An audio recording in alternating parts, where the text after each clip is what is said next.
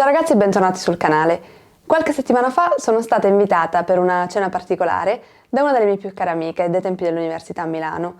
Il protagonista della serata era un gioco, non un gioco qualsiasi, ma Going, Going, Gone, un gioco da tavolo basato sulle aste d'arte e con un unico scopo, costruire la propria collezione. Quando l'ho provato questo gioco mi è piaciuto così tanto che non solo ho deciso di comprarlo, ma di dedicargli anche un video. Costanza, questa mia amica ed io abbiamo davvero tante passioni in comune. Anche lei è italiana, vive qui a Londra e lavora nel mondo dell'arte. Potete quindi immaginare l'entusiasmo alle stelle di quella sera in cui abbiamo giocato. Dopo una cenetta divertente e familiare il gioco è iniziato.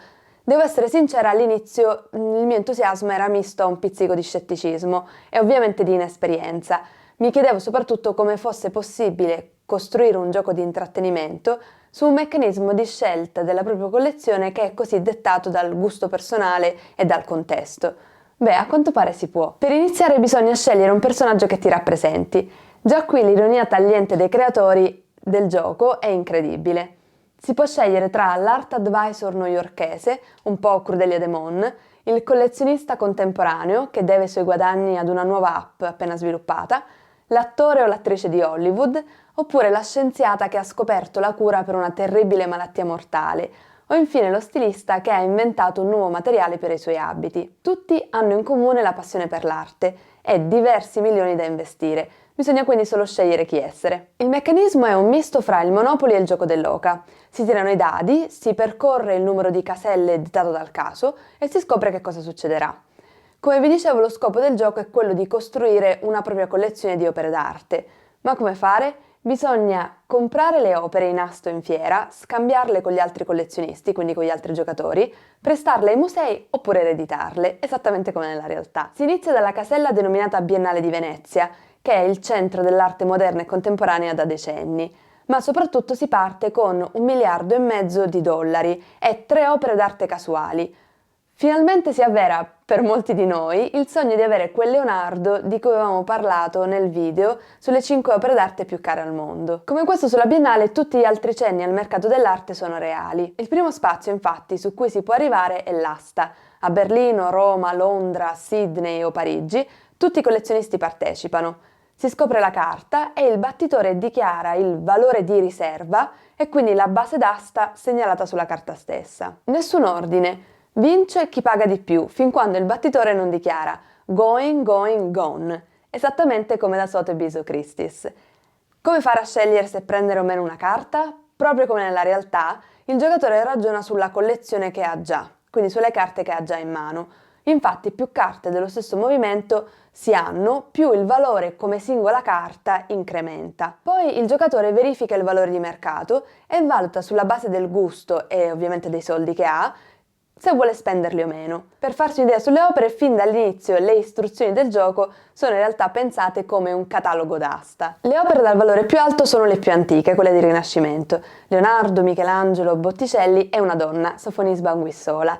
Queste insieme sono la combo che qualsiasi collezionista al tavolo vorrà avere, perché vi assicuro si può vincere anche senza di loro, però comunque questa è la combo vincente. Se siete appassionati come me, infatti, di movimenti più recenti, ovviamente ce n'è un po' per tutti i gusti: modernismo, surrealismo, pop, installazioni e perfino graffiti, con opere di Banksy e di Hering. Bisogna però comprarne di più e in gruppo per far alzare il valore della collezione e renderla coerente.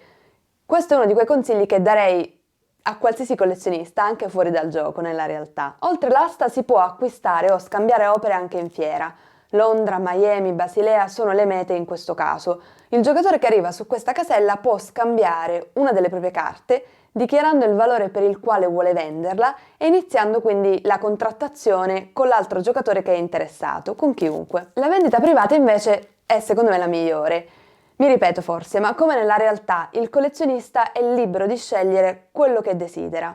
Pesca una carta dal mazzo senza farla vedere agli altri e può decidere se comprarla o meno al prezzo di riserva. Però non sempre si finisce su caselle regolari. La fortuna o gli incidenti, infatti, possono capitare a qualsiasi collezionista. Quando si arriva sulla casella della fortuna, si possono ereditare 2 Picasso da una vecchia zia, oppure vedere una delle proprie opere rubata da un cowboy in Svizzera. si guadagneranno o perderanno soldi che possono effettivamente fare la differenza alla fine del gioco. Ci sono poi molti alti e bassi dovuti alla casella dell'avvocato o a quella del detox, che obbligano a perdere dei turni, soldi o peggio ancora opere d'arte. Come avviene nella vita reale, bisogna sempre tenere in conto degli imprevisti personali, che possono fermare quindi la costruzione di una collezione. Però una delle occasioni che a me ha colpito di più è quella del museo. In tutto questo, infatti, si può prestare opere al museo. Cosa si guadagna? Denaro. Si dà in prestito in cambio di qualche milione di dollari.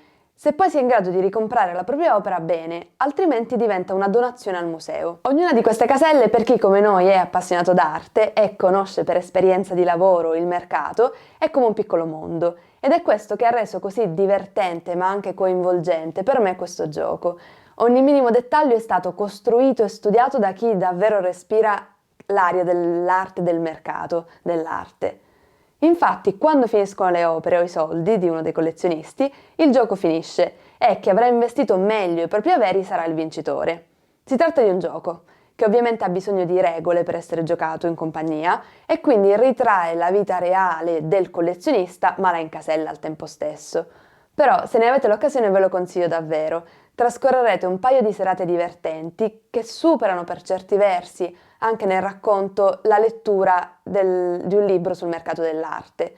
Solo vivendo in prima persona infatti certi meccanismi, secondo me si capiscono i ragionamenti che ci portano ad aspettare quel fatidico going, going, gone ogni volta che un Monet, un Banksy o un Picasso sono protagonisti della cronaca d'arte nelle aste in primavera o in autunno. Se questo mio video su come costruire una collezione d'arte attraverso un gioco da tavolo ti è piaciuto, lascia un like e iscriviti al canale.